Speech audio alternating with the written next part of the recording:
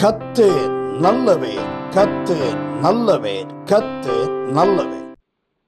இந்த எஸ்தர் புஸ்தகம் 1வது அதிகாரம் 6வது வசனத்தை நாம் வாசித்தோம் என்றால், அங்கு 4 விதமான கற்கள் போடப்பட்டுள்ளது. அதற்கு முன்பாக அந்த சில தொங்கலை குறித்து அந்த வசனம் சொல்லுகிறது. அதன் பின்பாக நாம் பார்த்தோம் என்றால், வெள்ளி செருகையும் பொன் செருகைகளும் மெத்தைகள் வைக்கப்பட்டிருக்கிற, அது வைக்கப்படுவதற்காக இருந்த அந்த அஸ்திபாரமாகிய அந்த 4 கற்களை உடைய ஒரு தூணை நாம் பார்க்க முடிகிறது. அந்த வசனம் சொல்லுகிறது, சிவப்பு கற்கள், நீல கற்கள், வெள்ளை கற்கள், கருப்பு கற்கள். இந்த 4 கற்கள் பதிந்திருந்த தலவரிசையின் மேலதான் இந்த பொன் செருகை, வெள்ளி செருகைகள் மற்றும் மெத்தைகள் வைக்கப்பட்டிருக்கிறது என்று வேதம் சுட்டி காட்டுகிறது. இதுல இன்றைக்கு நாம் தியானிக்க போகிறது அந்த நீல கற்களை குறித்து தான் நாம் தியானிக்க போகிறோம். வேதத்தின்படி இந்த நீல கற்கள் கர்த்தர் என்ன சொல்லுகிறார், அது நம்முடைய ஜீவியத்தில் எப்படி காணப்படுகிறது என்பதை தியானிப்பதற்கு முன்பாக, இந்த நீல கற்களை குறித்து நான் சில காரியங்களை குறித்து நான் உலகத்துல என்ன சொல்லுகிறார்கள் என்று சொல்லி நான் பார்த்தேன். அந்த ஸ்டடி பண்ணி பார்க்கும் பொழுதுதான் இந்த நீல கற்களை குறித்து அநேக விசேஷமான காரியங்களை அவர்கள் சொல்லுகிறார். உலகத்திலே இந்த நீல கற்கள் எதற்காய் பயன்படுத்தப்படுகிறது என்றால், அவர்கள் சொல்லுகிறார்கள், இந்த நீல கற்கள் ஒரு நல்ல சமாதானத்திற்கும் நல்ல ஒரு இன்னர் பீஸ், அதாவது உள்ளான சமாதானத்திற்காக அது பயன்படுத்தப்படுகிறது. அதே போல இன்னொரு இடத்துல, இன்னொரு மனுஷனிடத்திலோ இந்த நீல கற்கள் பொதிந்த அந்த ரிங்கை நம்ம கொடுக்கும் பொழுது, அது ஒரு லாயல்ட்டியை, நான் உண்மையா இருக்கிறேன், நான் உங்களுக்கு தான் உண்மையா இருக்கிறேன் அப்படின்னு சொல்லி அந்த லாயல்ட்டியை காண்பிப்பதற்காக இந்த நீல கற்கள் பயன்படுத்தப்படுகிறது. இது போல அநேக நல்ல விஷயங்களுக்கு, நல்ல காரியங்களை வெளிப்படுத்தும்படியாக உலகத்திலே இந்த கற்களை அவர்கள் பயன்படுத்துகிறார்கள். அதே போல இந்த நீல கற்கள் வெட்டி எடுக்கும் பொழுது அது சில நேரங்களிலே இல்ல, அநேக நேரங்களிலே தங்க துகள்களோடு இணைந்துதான் வரும் என்று அந்த ஆராய்ச்சியிலே அவர்கள் போட்டு இருக்கிறார்கள். இந்த நீலக்கற்கள் தங்க துகள்கள் மேல பூசி இருக்கிற மாதிரிதான் அநேக நேரங்கள்ல கிடைக்குமா வெட்டி எடுக்கும் பொழுது. இந்திய தேசத்துல நீங்க பாத்தீங்கன்னா காஷ்மீர் பகுதியில், அதாவது பாகிஸ்தான் இந்திய பார்டர் இருக்கலவா, இந்திய காஷ்மீர், பாகிஸ்தான் காஷ்மீர், இந்த 2 காஷ்மீர் பகுதியிலும் இந்த நீல கற்கள் வெட்டி எடுக்கப்படுகிறது. குறிப்பாய் உலகத்திலே அதிக விலைக்கு போன நீல கற்களை பார்த்தீங்கன்னா கிட்டத்தட்ட $17.5 மில்லியன் இந்த நீல கற்கள் விற்கப்பட்டிருக்கிறது. $17.5 மில்லியன் இந்த நீல கற்கள் விற்கப்பட்டுள்ளது. குறிப்பாய் காஷ்மீரில் இருந்து எடுக்கப்பட்டுள்ள, இந்த ரீசெண்டா காஷ்மீர்ல இருந்து எடுக்கப்பட்டுள்ள அந்த கல்லானது பாத்தீங்கன்னா $9.5 மில்லியன், இந்திய தேசத்திலிருந்து எடுக்கப்பட்ட அந்த நீலக்கல்லானது $9.5 மில்லியன் அது விற்கப்பட்டதாய் காணப்படுகிறது. அது மாத்திரமல்ல, மற்ற மார்க்கங்களிலே, குறிப்பா இந்து மார்க்கங்களிலே இந்த நீலக்கல்லானது ஒரு ராசி கல்லாக அவர்கள் பயன்படுத்துகிறார்கள். இதை வச்சா இப்படிப்பட்ட நன்மை வரும், இப்படிப்பட்ட காரியங்கள் நடக்கும் சொல்லி மோதிரங்கள்ல அது போடுறாங்க. அது மேக்சிமமான கற்கள் செயற்கையாய் உருவாக்கப்படுகிற கற்களாய் காணப்படுகிறது. இப்படிதான் உலகத்திலே இந்த கற்களானது மிகவும் நல்ல மதிக்கத்தக்க கற்களாகவும், நல்ல ஒரு அடையாளத்திற்கு பயன்படுத்தப்படுகிற கற்களாகவும், ஒரு விசேஷித்த கற்களாய் தான் இந்த நீல கற்கள் காணப்படுகிறது. ஆனால் வேதத்தின்படி நாம் பார்த்தோம் என்றால், இந்த நீல கற்களை குறித்து நாம் இன்றைக்கு தியானிக்க போகிறோம். வேதத்திலே இந்த நீல கற்கள் என்றால் என்ன அர்த்தம்? வேதத்திலே இந்த நீல கற்களுக்கு 3 வார்த்தைகள் சொல்லப்படுகிறது. ஒன்னு நீல கற்கள், நாம் வாசித்த வசனத்தின்படி நீல கற்கள். 2வது வேதம் சொல்லுகிறது இளநீல கற்கள் என்று சொல்லுகிறது. இளநீல கற்கள். சில நேரங்களிலே அநேக நேரங்களில் இந்த இளநீலமானது நூலுக்குத்தான் அந்த பெயரை பயன்படுத்துகிறார்கள். நூலினுடைய வண்ணத்தை குறிப்பதற்காக இந்த இளநீலம் என்று சொல்லப்படுகிறது. நீங்க வேதத்துல நீங்க அந்த சர்ச் பண்ணி பார்த்தீங்கன்னா, இளநீலம் என்று சர்ச் பண்ணி பார்த்தீங்கன்னா, அநேக இடங்களிலே இந்த இளநீலமானது நூலுக்கு, அந்த ஆடை செய்வதற்கு, திரை தொங்க விடுகிற அந்த திரை செய்வதற்கு அந்த நூலுக்கு பெயர் தான் இந்த இளநீலம் என்று சொல்லுகிறார். கற்களுக்கு மாத்திரம்தான் நீலம் என்று சொல்லுகிறார். அது மாத்திரமல்ல, இதற்கு 3வதாக இன்னொரு பேர் இருக்கிறது. அதுதான் என்ன பேர் என்றால் இந்திர நீல கற்கள் என்று சொல்லுகிறார். இந்திர நீல கற்கள். மூன்றாவதாக இதற்கு இருக்கிற பேர் இந்திர நீல கற்கள். ஆனா இந்த மூணுமே ஒரே வண்ணத்தையுடைய கற்களை தான் குறிக்கிறது. இளநீளமானாலும் சரி, நீளமானாலும் சரி, இந்திர நீளமானாலும் சரி.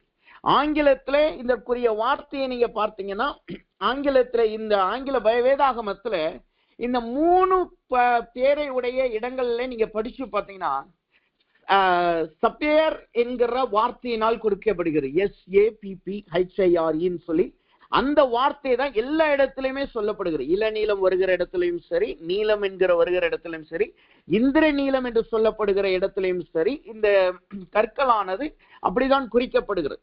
குறிப்பா இந்த நீல கற்கள், அதாவது இந்திர நீல கற்களை குறித்து நீங்க பாத்தீங்கன்னா, வேதத்திலே இதற்கென்று ஒரு மகத்துவம் இருக்கிறது. அது என்ன மகத்துவம் என்று நாம் பார்த்தோம் என்றால், இந்த இந்திர நீல கற்களை தான் எசேக்கியேலின் புஸ்தகம் 1வது அதிகாரத்துல நீங்க வாசித்து பார்த்தீர்கள் என்றால், அங்கு தேவனுடைய சிங்காசனத்திற்கு அடையாளமாக அந்த வசனம் சொல்லுகிறதை நான் பார்க்க முடியும். தேவனுடைய சிங்காசனத்திற்கு அடையாளமாக எசேக்கியேலின் புஸ்தகம் 1வது அதிகாரம் 26வது வசனத்தை நீங்க படிச்சு பார்த்தீங்கன்னா, அங்கு சொல்லப்படுகிறது, அவைகளின் தலைகளுக்கு மேலுள்ள மண்டலத்தின் மேல்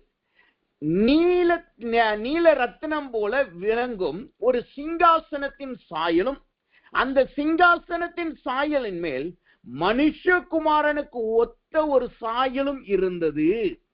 அவருடைய இடுப்பாக காணப்படுவது முதல் மேலெல்லாம் உட்புறம் சுற்றிலும் அக்கினிமயமான சொகுசுவின் நிறமாய் இருக்க கண்டேன்.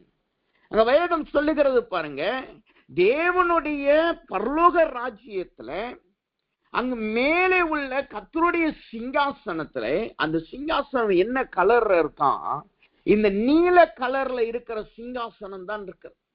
அப்ப இந்த நீலம் என்பது எப்படிப்பட்டதா இருக்கிறது? அது முதலாவது தேவனுடைய சிங்காசனத்தை குறிக்கிறது.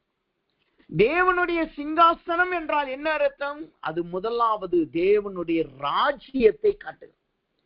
சிங்காசனம் என்றால் அது சகல அதிகாரம் பெற்ற ஸ்தலமா இருக்கிறது. அந்த சிங்காசனத்துல அவர் உட்கார்ந்துட்டார்னா அவர் கீழே தான் எல்லாமே. அப்ப நம்முடைய வாழ்க்கையில முதலாவது இந்த இளநீல கற்கள் எதை காட்டுகிறது? தேவனுடைய ராஜ்யம் நம்முடைய ஜீவியத்திலே காணப்படுகிறதை காட்டுகிறது. நம்முடைய குடும்பத்திலே இளநீல கற்கள் எதை காட்டுகிறது?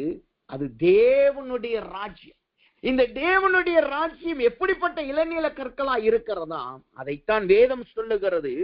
ஏசாயாவின் புஸ்தகம் 54வது அதிகாரம் 11வது வசனத்தை நாம் வாசித்து பார்த்தோம் என்றால், அந்த வார்த்தை சொல்லுகிறது, சிறுமைப்பட்டவளே, பெருங்காற்றில் அடிக்கப்பட்டவளே, தேற்றரவற்றவளே, இதோ நான் உன் கல்களை பிரகாசிக்கும்படி வைத்து இந்திர நீலங்களை உன் அஸ்திபாரமாக்கி. இங்க வேதம் சொல்லுகிறது, கர்த்தர் அந்த அந்த சிங்காசனத்தை நம்முடைய ஜீவியத்திலே நம்முடைய குடும்பத்திலே வைக்கிறார் என்றால் அது எதுவாய் மாறுகிறது? அது நம்முடைய அஸ்திபாரமாய் மாறுகிறது. இந்த இளநீல கற்கள் நமக்கு எப்படிப்பட்ட கற்களா இருக்கிறதா? தேவனுடைய அஸ்திபார கற்களா இருக்கிறது. நம்முடைய குடும்பத்திலே அசையாத ஒரு அஸ்திபார கல்லாய் காணப்படுகிறது. வேதத்திலே 2 விதமான வீடு சொல்லப்பட்டது. ஒன்னு மண்மேட்டின் மீது கட்டப்பட்ட வீடும், 2வது கற்பாறையின் மீது கட்டப்பட்ட வீடும். இயேசு உதாரணமாய் சொல்லுகிறார், அந்த மண்மேட்டின் மீது கட்டப்பட்ட வீடானது புயலும் காற்றும் அடிக்கும் பொழுது அது அந்த காற்றினால் அடிக்கப்பட்டு போகிறது. அந்த காற்று அடிக்கும் பொழுது அந்த காற்று அல்லது புயல் அதை கடந்து போகும்போது அந்த வீடை வாரிக்கொண்டு போகிறது. நீங்க யுனைடெட் ஸ்டேட்ஸ்ல பாத்தீங்கன்னா, பென்சில்வேனியா என்கிற பகுதியில மற்ற சில இடங்களை பாத்தீங்கன்னா, அங்க எங்களுக்கு என்று ஊழியத்துல இருந்து நிறைய ஃப்ரெண்ட்ஸ் அங்க இருக்கிறாங்க. கடந்த சில நாட்களுக்கு மாதங்களுக்கு முன்பாக கூட ஸ்டேட்ஸ்ல இருந்து வந்திருந்தவங்க ஒரு பெண் பிள்ளையானது அங்கிருந்து தான் வந்திருந்தாங்க. அங்க நிறைய ஃப்ரெண்ட்ஸ் இருக்கிறாங்க. அவங்க அடிக்கடி எங்களுக்கு மெசேஜ் அனுப்புவாங்க, ப்ரேயர் பாயிண்ட்ஸ் அனுப்புவாங்க. அதுல குறிப்பாய் அவர்கள் அனுப்புற ப்ரேயர் பாயிண்ட்ஸ் என்னன்னா, அந்த சூறாவளி காற்று வருகிறது என்று சொல்லுவார்கள். இந்த சூறாவளி காற்று அந்த பகுதியில வரும்போது என்ன நடக்கும்னா, அந்த காற்று அந்த இடத்தை கடந்து போகும்போது அங்க இருக்கிற வீடெல்லாம் நம்ம கட்டுற மாதிரி கல்களினால கட்ட மாட்டாங்க. அதிகமான 90% வீடு நீங்க பாத்தீங்கன்னா அஸ்திபாரம் வேணா கல்லுல போட்டிருக்கோம், அல்லது சைடு சுவர் சில இடங்கள்ல கல்ல கட்டியிருக்கும். ஆனா முக்காவாசி அந்த வீடானது மரத்துல தான் கட்டியிருப்பாங்க. அந்த மரத்தையும் நீங்க பாத்தீங்கன்னா நம்ம ஊர்ல அந்த பலகைன்னு சொல்லுவோம் பாத்தீங்களா, அந்த பலகை மாதிரிதான் இருக்கும். அந்த பலகையில தான் அந்த வீடை கட்டி இருப்பாங்க. அந்த 2 பலகைக்கு நடுவுல 2 பலகை வச்சிருப்பாங்க. அதுக்கு நடுவுல வந்து அந்த ஃபோம் என்று ஒரு ஃபோம் இருக்கிறது, ஒரு ஸ்ப்ரே மாதிரி இருக்கும், அதை அடிப்பாங்க. அதுதான் அந்த பலகைக்கு நடுவுல இருக்கும். அந்த பலகை தான் 2 ரூம் பிரிக்கும். அந்த பலகை தான் முழு வீடுக்கே அது காணப்படும். அங்கெல்லாம் நீங்க ஃப்ளோர்ல தண்ணி ஊத்திட முடியாது. தண்ணி ஊத்திட்டு உடனே அதை நீங்க கழுவிடணும். செவத்துல எல்லாம் தண்ணி ஊத்திட்டீங்கன்னா ஊறி போய் அந்த செவரே இதாயிரும், அங்க ஃபங்கஸ் வந்து இதாயிரும். எப்பயுமே அங்க இருக்கிற வீடுகள் பாத்தீங்கன்னா ஹீட்டர் ஆன்லயே இருக்கும். காரணம் என்னன்னா, ஈரப்பதம் உள்ள அதிகமா வந்துருச்சுன்னா அங்க இருக்கிற பலகைகள் வெடிக்க ஆரம்பிச்சிடும், அல்லது உளுத்து போயிடும், கரையான் வர ஆரம்பிச்சிடும். அதனால எப்பயுமே அங்க இருக்கிற வீடுகள் எல்லாமே ஹீட்டர்ல தான் இருக்கும். ஹீட்டர் அங்க வெப்பம் வந்து கொஞ்சம் அதிகமா தான் இருக்கும், அப்படிதான் வச்சிருப்பாங்க. இப்படிப்பட்ட சூழ்நிலையில அந்த சூறாவளிகள் அந்த இடத்தை கடந்து போகும்போது, அந்த இடத்துல அது வந்துருச்சுன்னா அநேக நேரங்கள்ல இவங்க டேபிளுக்கு அடியில போய் ஒளிஞ்சுக்குவாங்க, இல்லைன்னா பங்கர்ஸ் வச்சிருப்பாங்க. நம்முடைய கீழே தரைக்கு அடியில அவங்க ரூம்ஸ் வச்சிருப்பாங்க, அண்டர் கிரவுண்ட் ரூம்ஸ் வச்சிருப்பாங்க, பேஸ்மெட்டம் என்று சொல்லுவார்கள். அதுக்குள்ள போய் படுத்துக்குவாங்க, அதுக்குள்ள போய் தங்கிக்குவாங்க. இப்ப இந்த சூறாவளி கடந்து போன பிறகு பாத்தீங்கன்னா அநேக வீடுகள் நீங்க நெட்ல கூட போய் பாத்தீங்கன்னா அஸ்திபாரம் மட்டும்தான் இருக்குமே ஒளி, அந்த தரைத்தளம் இருக்குமே தவிர மேல இருந்த சைட்ல இருந்த சுவர் எல்லாமே புடுங்கப்பட்டு போயிடும். எங்க போய் விழுந்திருக்கு என்ன ஆயிருக்குன்ற சில இடங்கள்ல எல்லாம் அந்த பலகைகள் தூள் தூளா மாறி போயிருக்கும், அது உருவளைஞ்சு போயிருக்கும்.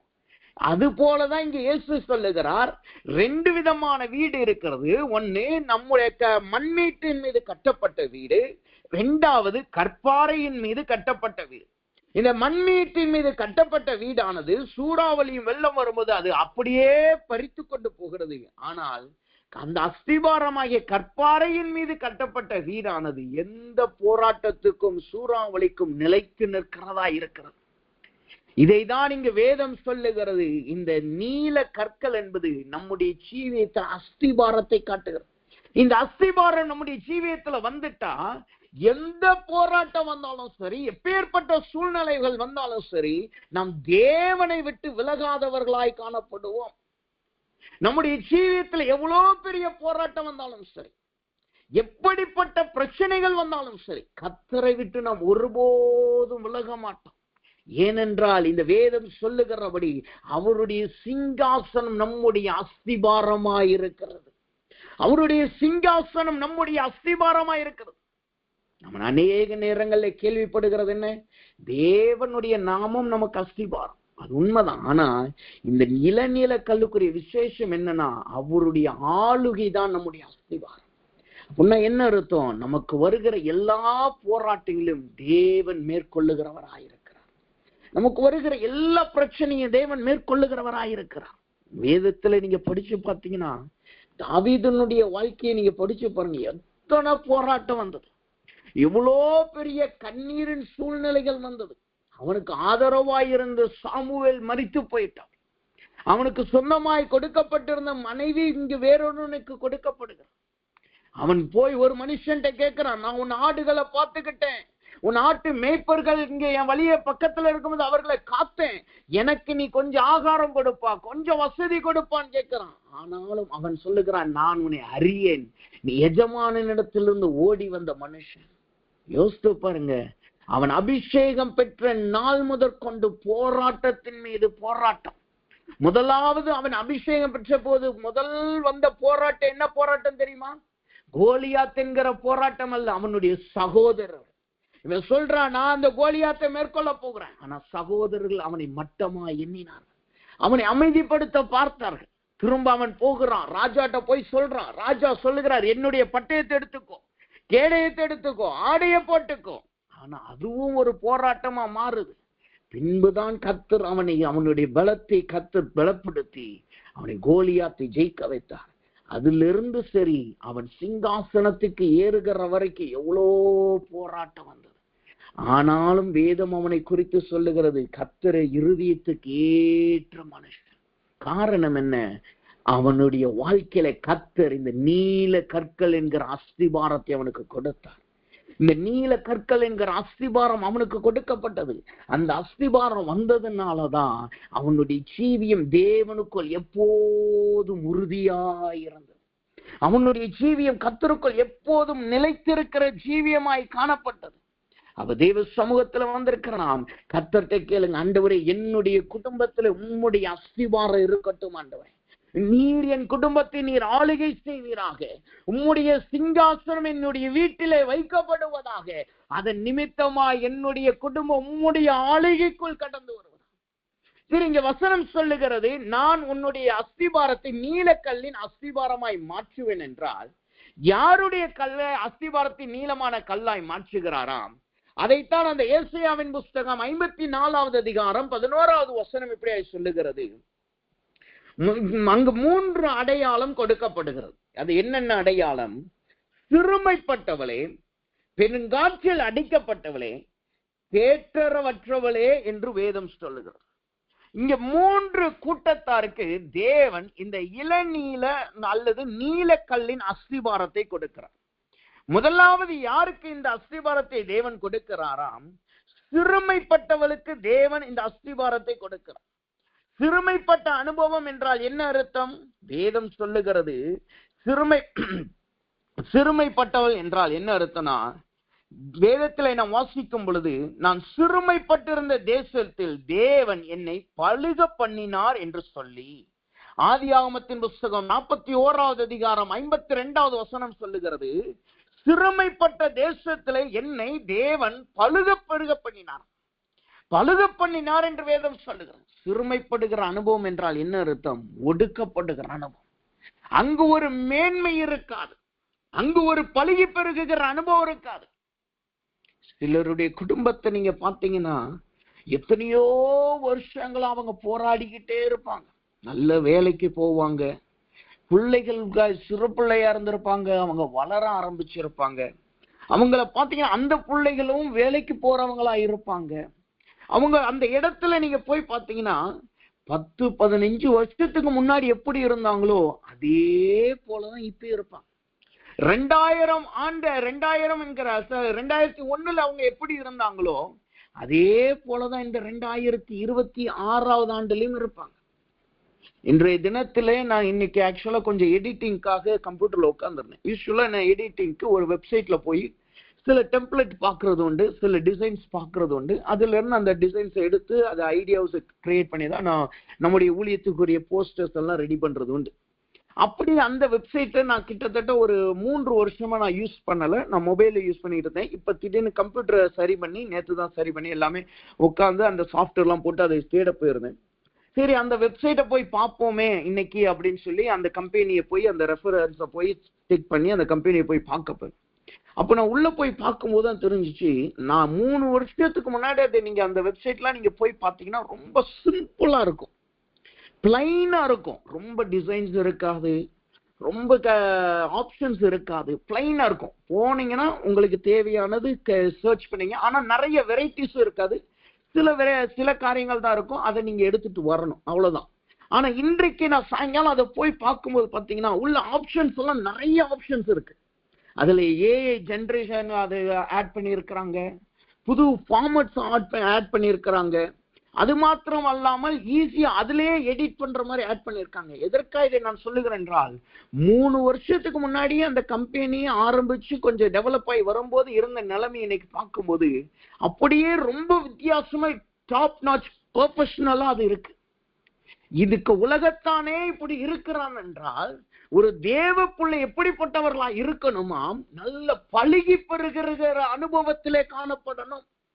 சிறுமைப்பட்டவர்கள் எப்படிப்பட்டவர்களா இருப்பார்கள்? அவர்கள் இடத்துல ஒரு வளர்ச்சி இருக்காது, ஒரு குன்றி போன அனுபவம் தான் காணப்படும். எத்தனைதான் போராட்டம் வந்தாலும் சரி, எவ்வளவுதான் பிரயாசப்பட்டாலும் சரி, அவர்கள் எப்படிப்பட்டவர்களா இருப்பார்களாம்? அவர்கள் குறுகி போனவர்களாயிருக்கும்.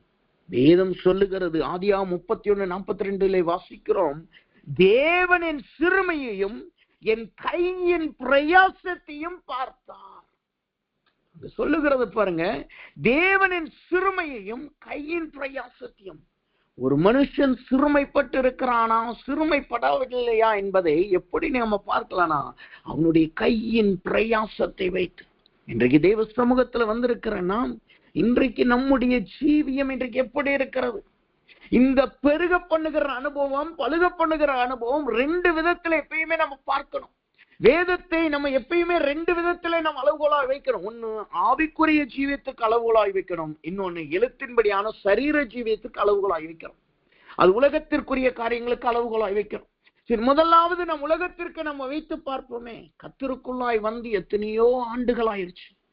நம்ம நல்லாதான் ஜெபிக்கிறோம், நல்ல வேதம் வாசிக்கிறோம், கர்த்தருக்காக ஏதாவது செய்யணும்னு விருப்பப்படுறோம். ஆனா நம்முடைய ஆசீர்வாதம் இன்றைக்கு எப்படி இருக்கிறது? நம்முடைய வளர்ச்சி இன்றைக்கு எப்படி இருக்கிறது? ரட்சிக்கப்படுவதற்கு முன்பாய் இருந்த அதே அனுபவத்துலதான் இன்னைக்கு நம்ம காணப்படுறோமா?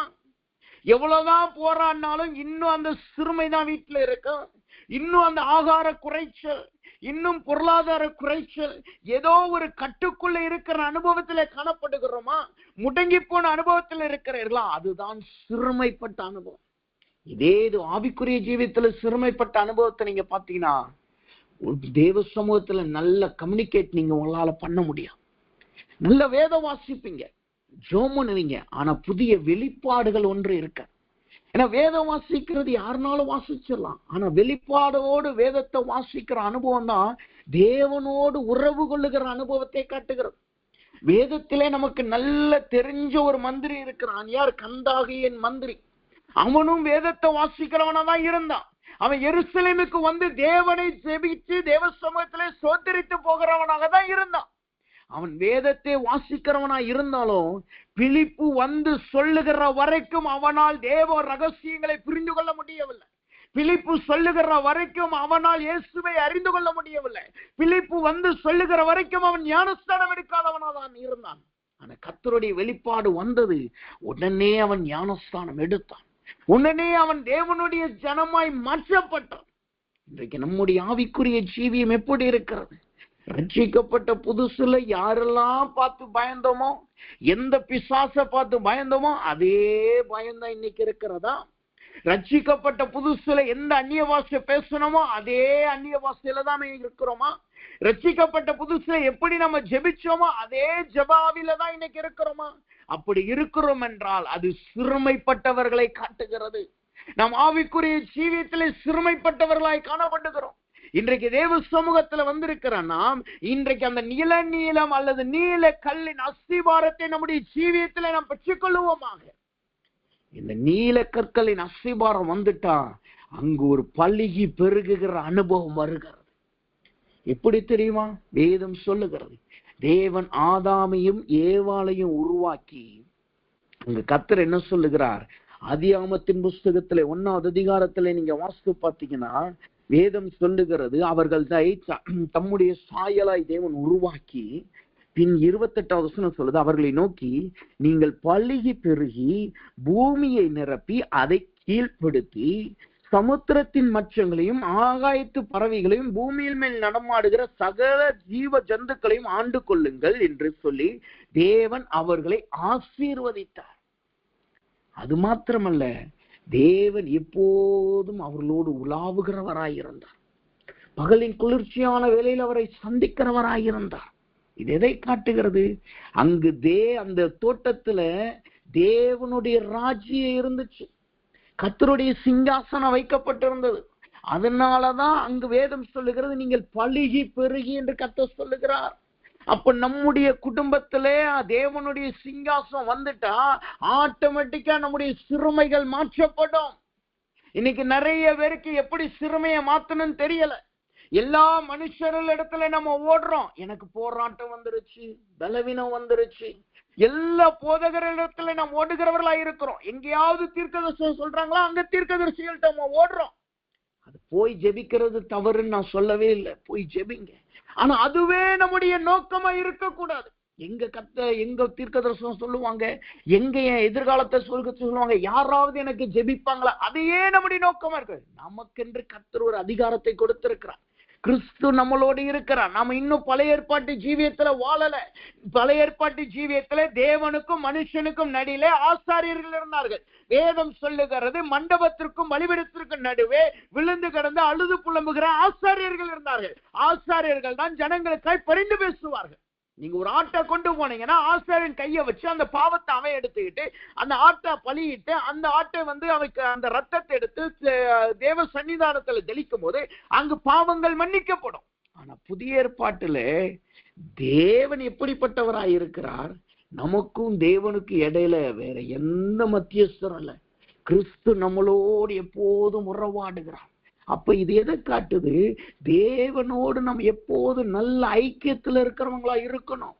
அதுதான் தேவனுடைய ராஜ்யம், தேவனுடைய சிங்காசனம் நம்முடைய குடும்பத்துல இருக்கிறத காட்டுது.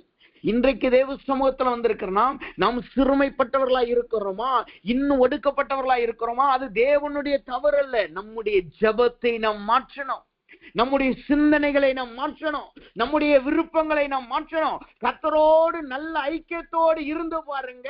தேவனுடைய சிங்காசனத்தை உங்க குடும்பத்துல கொண்டு வந்து பாருங்க. எல்லா குறைவுகளை கர்த்தர் மாற்றி போடுவார். வேதம் சொல்லுகிறது, இயேசு சொன்னாரு, இவர்கள் இப்படியே நம்ம அனுப்பிட்டோம்னா வழியிலே அவர்கள் சோர்ந்து போவார்கள். இயேசு 3 நாள் பிரசங்கம் பண்ணார். 3 நாள் அந்த ஜனங்க இருந்தாங்க. இப்ப இயேசு என்ன சொல்லிருக்கலாம்? எப்பா, நான் வந்த கடமையை நிறைவேற்றிட்டேன்ப்பா, பிதாவை குறிச்சு சொல்லிட்டேன், நீங்க எப்படி வாழணும்னு சொல்லி கொடுத்துட்டேன், நீங்க கிளம்பி போங்கப்பான்னு சொல்லி இருக்கலாம். ஆனா தேவன் என்ன செய்கிறார் பாருங்க, அங்கு ஒரு ஆசீர்வாதத்தை கர்த்தர் கொடுக்கிறார். அதுதான் நம்முடைய தேவன். அவர் நல்ல பலுகி பெருகுகிற தேவன், நம்மளை பலுகி பெருக பண்ணுகிற தேவன். அவர் நாம் சிறுமையில இருக்கணும்னு ஒருபோதும் விருப்பப்படுகிறதில்லை. கர்த்தருடைய நாமத்திற்காகவும் நாம் உபத்திரவப்படுகிறது வேறு, சிறுமையில் இருக்கிற அனுபவம் என்பது வேறு. சிறுமை என்பது சத்துருவின் கட்டாய் காணப்படுகிறது. அப்ப இன்றைக்கு கர்த்தர்ட்ட கேளுங்க, ஆண்டவரே, அந்த நீலக்கல் என்னுடைய ஜீவியத்துல வருவதாக.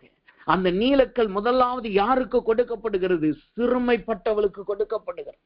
நம்முடைய ஜீவியம் இன்றைக்கு சிறுமைப்பட்ட ஜீவியமா இருக்கும் என்றால், ஒடுக்கப்பட்ட அனுபவத்துல இருப்போம் என்றால், இன்றைக்கு அந்த கல் நம்முடைய ஜீவியத்துல வருகிறபடினால் எல்லா சிறுமையில் இருந்தும் தேவன் நம்மளை விடுதலையாக்குகிறார். எல்லா போராட்டத்திலிருந்து கர்த்தர் நம்மளை விடுதலையாக்குகிறார்.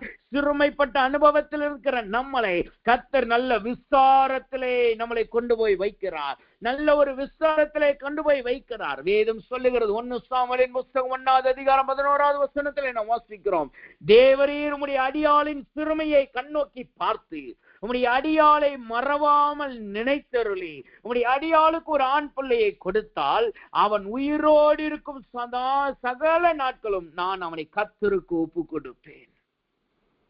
அண்ணால் ஜெபிக்கிறார் பாருங்க, என் சிறுமையை பார்த்து என்னை நீ நினைத்தருளினார். என் சிறுமையை பார்த்து என்னை நினைத்தருளினார். இப்படிப்பட்ட ஜெபத்தை இன்றைக்கு நாம் ஏறெடுப்போமாக.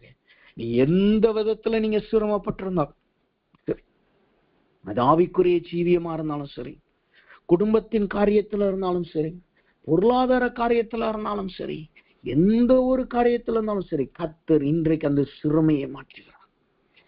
சொல்லும் பொழுது எங்களுக்கு நான் ஊழியத்திலே நான் பார்த்தது, நான் ஷைனியாய் தனியா ஊழியம் பண்ணும் பொழுது அங்கு ஒரு காரியத்தை கர்த்தர் எங்களுக்கு வெளிப்படுத்தணும். நாங்க இருந்த இடத்துல நீங்க பாத்தீங்கன்னா நிறைய டிவோர்ஸ் இருக்கும். அங்க கல்யாணம் பண்றதே அபூர்வமான காரியம். உண்மை அதுதான். அங்க அவங்களுடைய கலாச்சாரம் அப்படிதான். 8-9 வருஷம் ஒன்னா வாழ்வாங்க. இப்ப நம்ம தமிழ்நாட்டுல சொல்றாங்க பாத்தீங்கன்னா லிவிங் டுகெதர்னு சொல்லி, அது அங்க ரொம்ப முத்தி போன ஸ்தலம். 8-9 வருஷம் ஒன்னா வாழ்வாங்க.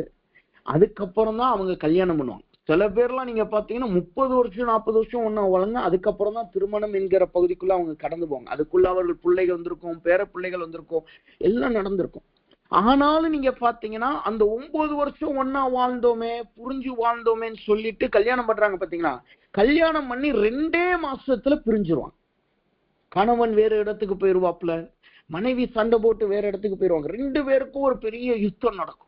அந்த யுத்தம் நடந்து அவங்க சண்டை போட்டு அவங்க பிரிஞ்சு போய் என்ன செய்வாங்கன்னா, அதுக்கப்புறம் சேருவாங்களா நீங்க பாத்தீங்கன்னா 90% அவன குடும்பம் சேராது. என்ன செய்வாங்கன்னா அவங்களுக்கு தேவையான லைஃப் பார்ட்னரை தேடிட்டு போயிருவாங்க. இப்ப இதுல 2க்கும் நடுவுல யாரு பாதிக்கப்படுகிறார் என்றால் அவங்களுடைய பிள்ளைங்க தான் பாதிக்கப்படுறாங்க.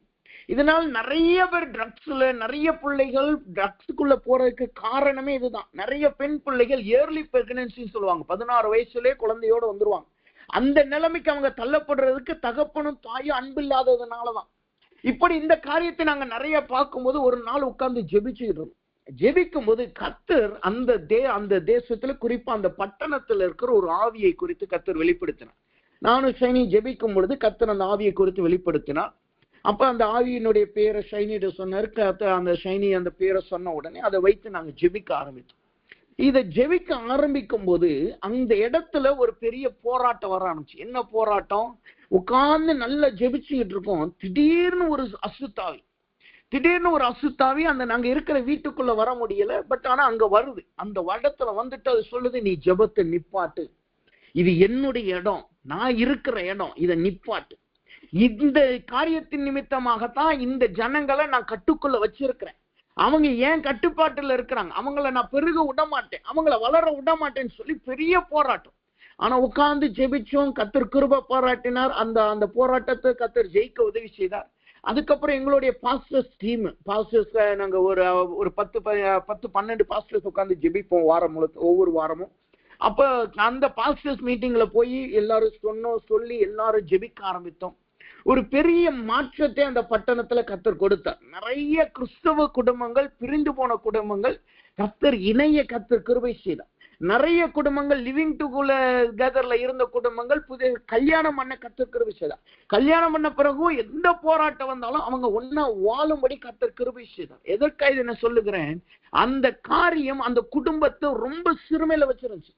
இந்த கணவனும் மனைவிக்குள்ள சமாதானம் இல்லைனால அந்த வீட்டை நீங்க போய் பார்த்தீங்கன்னா வீட்டுக்குள்ள அந்த லோகம் அவ்வளோ கேடு உள்ளதா இருக்கும். சமையல் ரூம்லாம் போய் பார்த்தீங்கன்னா ரொம்ப கேவலமா கேட்டா, இன்னைக்கு அவர் தான் சமைக்கணும், அதனால நான் விட்டுட்டேன், அல்ல அவர் மனைவி தான் சமைக்கணும், அவங்க வெளியில போயிட்டாங்க சொல்லி ஒரு பெரிய சண்டை நடக்கும். குடும்பத்திலே ஒரு சமயம். இதனால என்ன நடக்கும்? வாழ்க்கையிலையும் அவர்கள் முன்னேற முடியாமல் இருப்பார். ஆனா கர்த்தர் சொல்லுகிறார், இப்படிப்பட்ட சூழ்நிலை இங்க இருக்கிற தேவ பிள்ளைகளுக்கு இருந்தாலும் அந்த சிறுமையை தேவன் இன்றைக்கு மாற்றுகிறார். இந்த இளநீல கல் அல்லது நீல கல் என்கிற அஸ்திபாரம் வரும்போது அங்கு குடும்பத்துல ஒரு சமாதானம் வருகிறது. சிறுமைப்பட்ட அனுபவங்கள் மாறுகிறது, அவமானத்தின் நிலைமைகள் மாறுகிறது, எல்லா போராட்டத்தின் ஜீவியங்கள் மாறுகிறது, கண்ணீரும் பிரச்சனையுமா இருக்கிற நிலைமைகள் மாறுகிறது. காரணம் என்ன? இந்த இளநீலக்கல் ஒரு அஸ்திபார கல். இந்த அஸ்திபாரம் வந்துட்டா அங்க ஒரு மகிமையே இறங்கி வருகிறது. அங்க தேவ மகிமை இறங்கி வருகிறது. அது அசைக்க முடியாத அஸ்திபாரமாய் மாறுகிறது. அப்ப முதலாவதாக இந்த அஸ்திபார கல் என்பது யாருக்கு கொடுக்கப்படுகிறது? அது சிறுமைப்பட்டவளுக்கு அங்கு கொடுக்கப்படுகிறது. அந்த சிறுமைப்பட்டவர்களை கர்த்தர் கொடுத்து அவர்களை சிறுமைப்படுகிற நிலைமையிலிருந்து வெளியே கொண்டு வந்து அவர்களை என்ன செய்கிறாராம்? அவர்களை பழுகி பெருக பண்ணுகிறார். அப்ப முதலாவது சிறுமைப்பட்டவர்களுக்கு தேவன் இந்த நீல கல்லை கொடுக்கிறார். இரண்டாவதாக இந்த நீல கல் என்பது யாருக்கு கொடுக்கப்படுகிறது? அந்த ஏசாயாவின் புஸ்தகம் 54வது அதிகாரம் 11வது வசனத்தை நம்ம படிச்சு பார்த்தோம்னா அந்த வார்த்தை இப்படியாய் சொல்லுகிறது, சிறுமைப்பட்டவளே, பெருங்காற்றில் அடிபட்டவளே. இரண்டாவது, யாருடைய வாழ்க்கையில தேவன் இந்த நீலக்கல்லை அஸ்திவாரமாய் மாற்றுகிறார்? பெருங்காற்றில் அடிக்கப்பட்டவர்கள். பெருங்காற்றில் அடிக்கப்பட்டவர்கள் என்று வேதம் சொல்லுகிறது. பெருங்காற்று என்றால் என்ன அர்த்தம்? பெருங்காற்று என்பது எதை காட்டுகிறது? வேதம் சொல்லுகிறது, சங்கீதம் 83:15 நம்ம படிச்சு பார்த்தோம்னா, உமது பெருங்காற்றினாலே அவர்களை கலங்க பண்ணும். பெருங்காற்று என்பது எதை காட்டுகிறது? அது ஒரு கலங்க பண்ணுகிற அனுபவத்தை காட்டுகிறது. வேதம் சொல்லுகிறது பெரு இறைச்சலினாலும் பெருங்காற்றினாலும் என்று வேதம் சொல்லுது. அந்த பெருங்காற்று வரும்போது என்ன செய்யும்? அது ஒரு கலக்கத்தை அங்கு கொண்டு வரும்.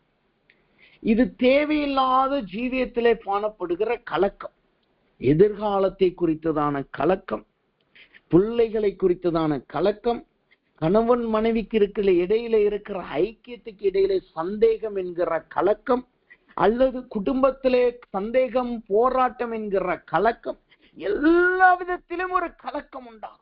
இந்த கலக்கம் எப்படி வருகிறதாம்? பெருங்காற்றினாலே அங்கு வருகிறது என்று வேதம் சொல்லுகிறது. வேதத்தை நாம் வாசிக்கும் பொழுது வெளிப்படுத்தல் புஸ்தகம் 6வது அதிகாரம் 13வது வசனம் எப்படியே சொல்லுகிறது, அத்திமரமானது பெருங்காற்றினால் அசைக்கப்படும் போது அதன் காய்கள் உதிர்ந்து போகிறது போல, அத்திமரமானது பெருங்காற்றினால் அசைக்கப்படும் பொழுது அதன் காய்கள் உதிர்ந்து போகிறது போல. இது பெருங்காற்று வந்துட்டு அங்க கலக்கம் வருது, அந்த கலக்கம் வந்தா என்ன நடக்குமா? காய்கள் உதிர்ந்து போகுமா? காய்கள் உதிர்ந்து போகிற அனுபவம் என்பது என்ன தெரியுமா? காயானது கனியா மாறணும். கனியா மாறினாதான் அது புசிப்புக்கு தக்கதான் மாறும். ஆனா இந்த கனியா மாறுறதுக்கு முன்பாகவே இந்த காயானது மரத்திலிருந்து விழுகிறது. இந்த மரத்திலிருந்து விழுகிறது என்பது என்ன? அதனுடைய அஸ்திவாரத்திலிருந்து அது கீழே தள்ளப்படுகிறது. அது இதை சின்ன விளக்கத்தோட நம்ம சொல்லணும்னா, நமக்கு கர்த்தர் ஒரு வார்த்தையை கொடுத்திருப்பார், ஒரு நல்ல தீர்க்க தரிசன வார்த்தையோ அல்லது வாக்குத்தத்த வார்த்தையோ கொடுத்திருப்பார். இந்த ஆசீர்வாதம் வரும் வரும்னு நம்ம எதிர்பார்த்துக்கிட்டு இருப்போம். அது நல்ல ஜெபிக்க ஆரம்பிச்சிருப்போம். அதனுடைய நற்செய்திகளை நம்ம காதுல அடுத்து கேட்க ஆரம்பிச்சிருப்போம். நற்செய்திகள் வந்திருக்கும். அந்த செய்திகள் வந்த உடனே சரி அது நிறைவேற போகுதுன்னு நம்ம காத்துக்கிட்டே இருந்திருப்போம். ஆனா கடைசியா அந்த செய்தி காது வரைக்கும் வந்த செய்தி அப்படியே காற்றோடு அது பறந்து போயிருக்கும். அதனால ஒரு பெரிய நன்மையோ பெரிய மாற்றமோ பெரிய விடுதலையோ பெரிய ஆசீர்வாதமோ எதையும் நம்ம அனுபவிச்சிருக்க முடியாது. அந்த காய் என்பது எதை காட்டுகிறது என்றால் கசப்பான ஜீவியத்தை காட்டுகிறது. இந்த காற்றோடு அந்த செய்தி அடிக்கப்பட்டதுனால அங்க என்ன நடக்கும்? அங்க ஒரு பெரிய போராட்டமே வரும். இததான நான் எதிர்பார்த்துக்கிட்டு இருந்தேன், இந்த காரியத்தை தானே நான் எதிர்பார்த்துக்கிட்டு இருந்தேன், அது இன்னும் நடக்கலையேன்னு சொல்லி அங்க ஒரு பெரிய போராட்டமே வரும். அது குடும்பத்துல பெரிய பிளவையே உண்டாகும். வேதம் சொல்லுகிறது, மத்தேயுவின் புஸ்தகம் 24வது அதிகாரம் என்று நான் விசுவாசிக்கிறேன். வேதத்திலே நாம் வாசித்து பார்த்தோம் என்றால் இயேசு சொல்லுகிறார், அவர்களை அக்கறைக்கு போகும்படி அனுப்புகிறார். இயேசுவோ தனித்திருக்கும்படி ஜெபம் பண்ணும்படி போகிறார். இப்ப அக்கறைக்கு புறப்பட்டு இவர்கள் போகிறாங்க. வேதம் சொல்லுகிறது, அவர்கள் அக்கறைக்கு புறப்பட்டு போன பின்பு அவர்கள் தண்டு வலிக்கிறாங்க. இரவு முழுக்க சாயங்காலம் கிளம்பி போறாங்க. சாயங்காலம் கிளம்பி போய் அக்கறைக்கு போறதுக்காக பிரயாசப்படுறாங்க. ஆனா வேதம் சொல்லுது, சாயங்காலத்துல இருந்து கொஞ்ச தூரம் போய் நடு கடலுக்கு போயிட்டாங்க. நடு கடலுக்கு போனதுக்கு அப்புறம் என்ன நடக்குது? அங்க ஒரு பெரிய போராட்டமே அங்க வருது. இரவு முழுக்க அவங்க தண்டு வலிக்கிறாங்க, நைட்டு முழுக்க அவங்க தண்டு வலிக்கிறாங்க. தண்டு வலிச்ச உடனே அவர்கள் என்ன நடக்குது? அங்க இரவு முழுக்க தண்டு வலிக்கிறாங்க, ஆனா முன்னேறி போக முடியல. காரணம் என்னவா? வேதம் சொல்லுகிறது, அங்கு ஒரு எதிர்காற்று அவர்களை தடுத்தது. வேதத்திலே நாம் வாசித்து பார்க்கும்போது வசனம் இப்படியாய் சொல்லுகிறது, அவர்கள் படகிலே நடுவிலே சேர்ந்து எதிர்காற்று இருந்தபடியினால் அலைகளினால் அலைக்கப்பட்டு, அதை நீங்க இன்னொரு பகுதியில வேதத்துல படிச்சு பார்த்தீங்கன்னா பெருங்காற்று அவர்களுக்கு விரோதமாய் இருந்தது என்று வேதம் சொல்லுகிறது. பெருங்காற்று அவர்களுக்கு விரோதமாய் இருந்தபடியினாலே, அந்த காற்று அவர்களுக்கு எதிராக இருந்தபடியினாலே என்ன நடக்குது? அவர்களை அடித்து போனது. யோவான் புஸ்தகம் 6வது அதிகாரம் 18வது வசனத்துல வாசிக்கிறோம், பெருங்காற்று அடித்தபடியினாலே கடல் கொந்தளித்தது என்று வேதம் சொல்லுது. இந்த பெருங்காற்று வந்துட்டா முதலாவது உங்க ஜீவியத்துல கலக்கத்தை கொண்டு வரும். இரண்டாவது அது ஒரு கசப்பான ஜீவியமா மாற்றும். மூன்றாவது அது எதிர்த்து எதையுமே உங்களால செய்ய முடியாது. எல்லா விதத்திலையும் நம்ம நெருக்கப்பட்டிருப்போம், எல்லா விதத்திலையும் ஒடுக்கப்பட்டிருப்போம், எல்லா விதத்திலும். ஆனா முன்னாடிதான் நன்மை இருக்கும். கொஞ்ச தூரம் போயிட்டா அந்த ஆசீர்வாதம் நமக்கு வந்துடும். கொஞ்ச தூரம் போயிட்டா அந்த அக்கறைக்கு நம்ம சேர்ந்துருவோம். ஆனா நம்ம பிரயாசப்படுவோம். ஆனா அந்த பிரயாசத்துல ஒரு பலனுமே இருக்காது. இதுதான் இந்த பெருங்காற்றினால் அடிக்கப்படுகிற அனுபவம். நான்காவதாக இந்த பெருங்காற்றினால் அடிக்கப்படுகிற அனுபவம் என்பது என்ன? அப்போஸ்தலர் புஸ்தகம் 28வது அதிகாரத்திலே நாம் படித்து பார்த்தோம் என்றால் அங்கு ஒரு பெருங்காற்று அடிக்கிறது. 27வது அதிகாரத்தின் கடைசி பகுதியை நீங்க படிச்சு பார்த்தீங்கன்னா அங்கு ஒரு பெருங்காற்று அடிக்கப்படுகிறது. பெருங்காற்று அடித்து இருபுறமும் கடலின் மோதிய ஒரு இடத்தில் கப்பலை தட்ட வைத்தார்கள் என்று வேதம் சொல்லு. இப்ப ரெண்டு சைடு பெருங்காற்று அடிக்குது. பெருங்காற்று அடிச்ச உடனே அந்த கப்பல் போய் மோதி அந்த கப்பல் அப்படியே உடைந்து போகுது. உடைந்து போய் அவங்க என்ன நடக்குது? அவர்கள் மர துண்டை பிடித்து கொண்டு போனார்.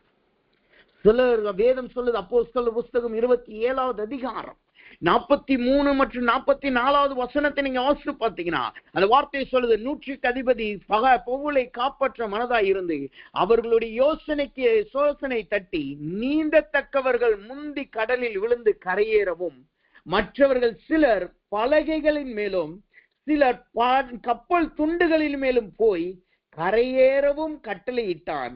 இவ்விதமா எல்லாரும் தப்பி கரை சேர்ந்தார்கள்.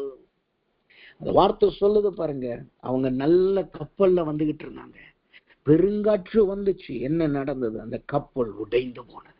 இந்த கப்பல் என்பது எதை காட்டுகிறது? நம்முடைய ஜீவியத்தை காட்டுகிறது, குறிப்பாய் குடும்ப வாழ்க்கையை காட்டுது.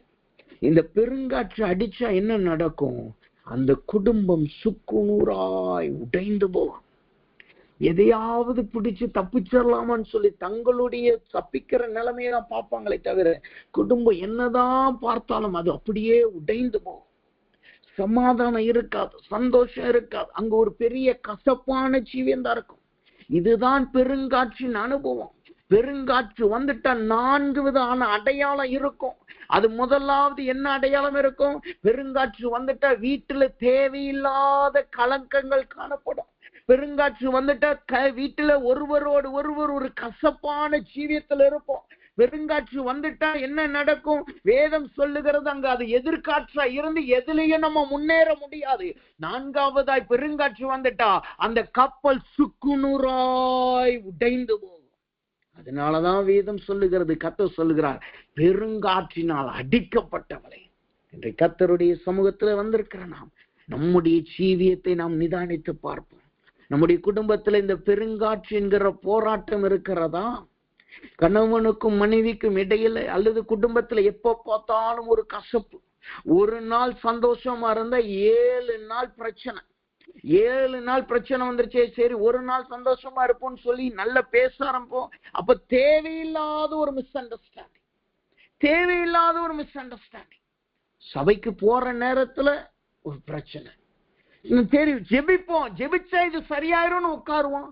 உட்கார்ந்து 5 நிமிஷம் தான் ஆகாது, பாட்டு பாடுறதுல ஆரம்பிக்கிற பிரச்சனை. நீ இந்த பாட்டை பாடு, நான் அந்த பாட்டை பாடுறேன், இல்ல நீ பாடுன்னு சொல்லி அந்த அப்படியே ஆரம்பிக்கிற சின்ன ஒரு மிஸ் அண்டர்ஸ்டாண்டிங் அப்படியே பெரிய பிரச்சனையாவை அதோட ஜெபம் நின்றும். அதுக்கப்புறம் அந்த வீட்டுல குடும்ப ஜெபமும் இருக்காது. சபைக்கு போவோம், பார்த்தா கணவன் ஒரு நேரம் போறது, மனைவி ஒரு நேரம் போறது. கேட்டா ஒரு மனப்பாட்டுல கூட நடந்து போனாலே ஏதாவது பிரச்சனை நடந்துருது. அதுக்கு நிம்மதியா சபைக்கு நீ போப்பா, நான் 5 நிமிஷம் கழிச்சு வரேன், இல்ல நீ முன்னாடி போ, நான் 5 நிமிஷம் கழிச்சு வரேன்னு சொல்லி 2 பேரும் பிரிந்து போகிறது. ஒன்றாய் சபைக்கு போக வேண்டிய நாம் பிரிந்து போகிற அனுபவம். இதெல்லாம் எதை காட்டுது? கசப்பான ஜீவியம். அத்தி மரத்தில் இருக்கிற காய்கள் உதிர்ந்து போகிற அனுபவத்தை காட்டுகிறது. 3வதாய் கர்த்தர் சொல்கிறார், எதிர்காட்சினால முன்னேற முடியாத அனுபவம். 4வதாக அதுதான் ரொம்ப பரிதபிக்கப்பட்ட சூழ்நிலை, ரொம்ப முந்தி போன அனுபவம். அதுதான் என்ன அனுபவம்? உடைந்து போன அனுபவம். என்ன பண்ணாலும் ஒட்ட வைக்க முடியாது. எப்படியாவது தப்பி பிழைச்சிரும். இன்னும் கொஞ்ச நாள் தானே, இவ்வளவு நாள் ஓட்டிட்டோம், இன்னும் கொஞ்சம் வருஷம் தானே, எப்படியாவது ஓட்டிரும். அது வாழ்க்கை கிடையாது. அது கர்த்தரால் ஆசீர்வதிக்கப்பட்ட ஜீவியம் கிடையாது. அது சாத்தானினால் அலக்களிக்கப்படுகிற அனுபவம். காரணம் என்ன? இந்த பெருங்காற்றினால் அடிக்கப்படுவதற்கான காரணம் என்ன தெரியுமா? அங்கு நீலக்கல்லின் அஸ்திபாரம் இல்லை.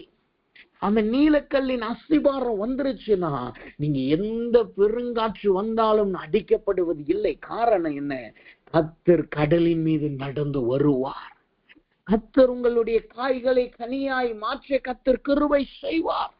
எல்லா கலக்கங்கள் போராட்டங்களை மாற்றி போட்டு தேவன் தெய்வீக சமாதானத்தினால சந்தோஷத்தினால் நிரப்புவார்.